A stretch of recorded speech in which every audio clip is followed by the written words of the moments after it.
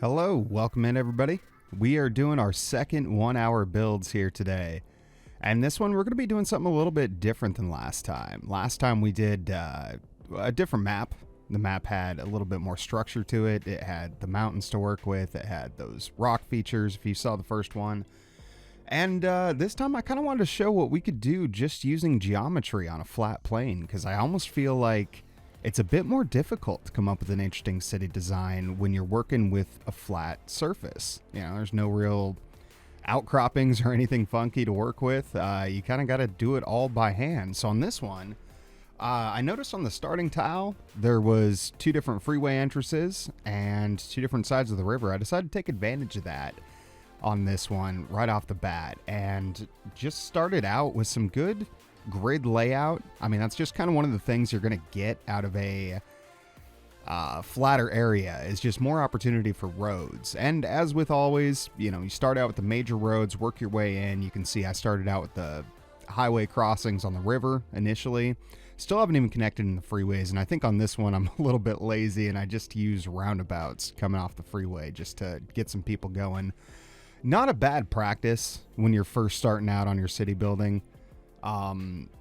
Just throwing a roundabout in will handle your first, 10, 20,000 population. So, using a roundabout to get people on and off the freeway, not a bad idea until your population really starts taking off. And the one vote we had on our last one was for specifically early city builds. So we decided to stick with that here for the second one. If you guys are interested in seeing some later city builds, not just the initial starter city, definitely click that little eye thing. I'll make sure I put it in there on this video up in the top right corner of the video so you can vote on that. Let me know what you want to see and we'll create obviously that. But here we are, working on just this one half the river. This time I did decide to put the industrial section off to the right side of the freeway, and that's always a great idea. That puts your industrial traffic not going through the rest of your city. It just gets straight off the highway, straight into where it needs to go, doesn't clog up the rest of your surface streets, and yeah, really creates no problems whatsoever.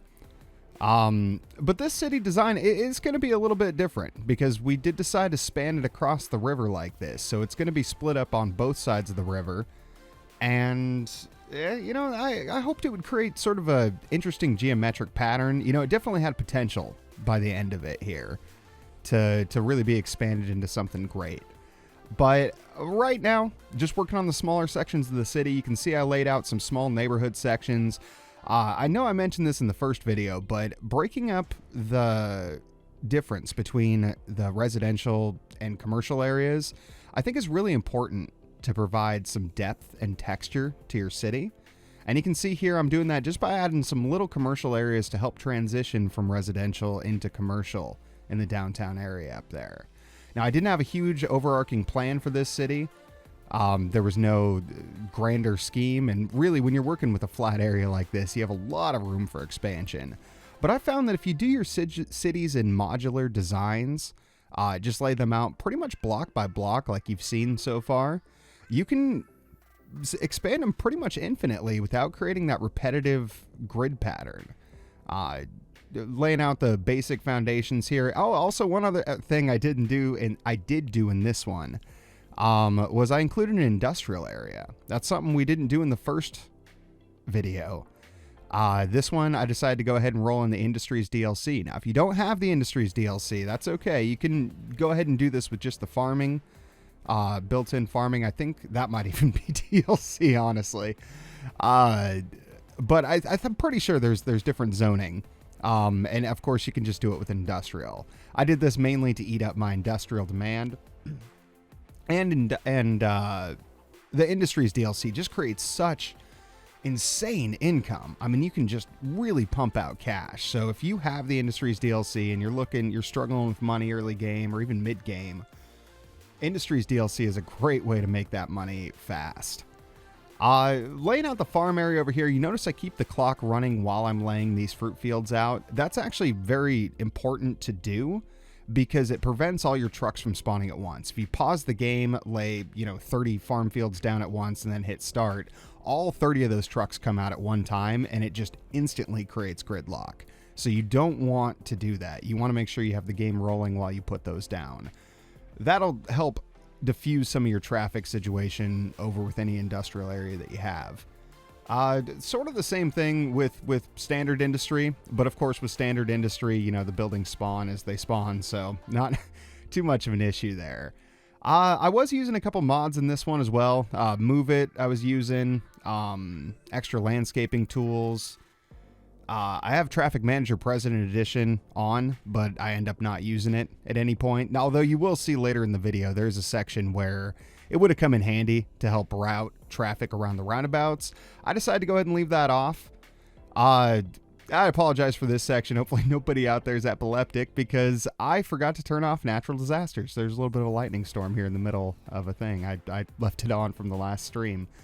So, yeah, weird. I figured I'd just leave that footage in there. Hopefully nobody dies. That's all we can hope as content creators, right? That we don't murder anybody in the process of making our videos. Like, that's kind of a worst case scenario that, you know, not a lot of people have to deal with in their jobs. But, yeah, hopefully everybody survived that. So over on the other side of the city, you know, obviously I got the first initial grid section laid out. I started laying out the other side of the river here. And you can see I wasn't really sure what to do with this. The straight lines just didn't seem right, so I decided to tier it. You know, just create little tiered city sections like that. And the blocks I thought came out pretty nice there. You know, again, all of this is just basically using 45-degree angles and 90-degree angles to create something interesting within an outer city block. Granted, if you have the 81 tiles on or 25 tiles mods on, you can start out with more area and sort of expand these cities a little bit further. But honestly, I think putting it in a box like this creates some forced grid. And what I mean by that is it creates a forced edge to your city. So it causes you to almost inherently have to create multiple borders to your city over and over as the city expands. And that creates a really natural look, I think. Simply because that's how most cities are laid out. You know, they're built in smaller sections, and then, you know, more city is added on, you know, 6 blocks at a time or 5 blocks at a time or whatever. And you end up with unique neighborhoods just by that. So here, doing that the way we have is really sort of creating those opportunities as it is. And when you use these 45-degree angles off each other, you know, keep the major roads straight, rolling through the main city center, but having those smaller neighborhood sections really breaks up the traffic. It creates opportunities for you to put industrial sections in, to put commercial sections in, and of course to put residential sections in as well. Really, it's a pretty simple, straightforward process, I think. Again, doing a roundabout on the other side. Now, I did make one mistake particularly with this city. One thing you don't really want to do is connect up 2 separate freeway sections like I'm about to here, using your city's roads. By putting that road in I just did there, that means that all the freeway traffic coming off one side can cut straight through my downtown area to the other freeway and then go out that side. The game will do that to you, and you'll end up with a whole bunch of through traffic through your city that isn't even stopping there. They're just literally passing through, going to another off-map site. So not a great idea to do that unless you're connecting it up with freeways. Probably not going to be doing that early game because your city's just simply not big enough. You're not producing enough income to support that. Not a good idea to do, generally. But our industrial area is flushing out there. We did get the flour mills. We got the animal product facilities made. I was like, I was going to call them pastures, but I put in, I think, the milking parlors and things like that as well. So all kinds of things. Of course, you want to make sure you have warehouses down, and I'm going to be doing another video specifically on industries here really soon. I know I've been talking about it for a serious like 9 months, but I think we're finally at a point where I have enough to talk about it confidently, because I didn't want to put the video out and not be able to explain to people perfectly how to do the Industries DLC. I didn't want to have misinformation. I didn't want to have any gray areas. I tried recording it a couple times, And in every case, I just ended up halfway through the video going like, wait, I don't know this. I can't talk about this. So, yeah, finally at a point where I think I can give you guys a solid video on that. But as far as the 1 hour builds go, I definitely want to continue this series as well. It seems like people loved it before. And I just really want to share my passion for City Skylines with other people. I want to show people that you don't have to be a fantastic designer. You don't have to do anything crazy. It doesn't take a whole lot to be able to do this kind of stuff. You can see here just making a few odd length, odd cuts, some little neighborhood sections, just kind of filling in space.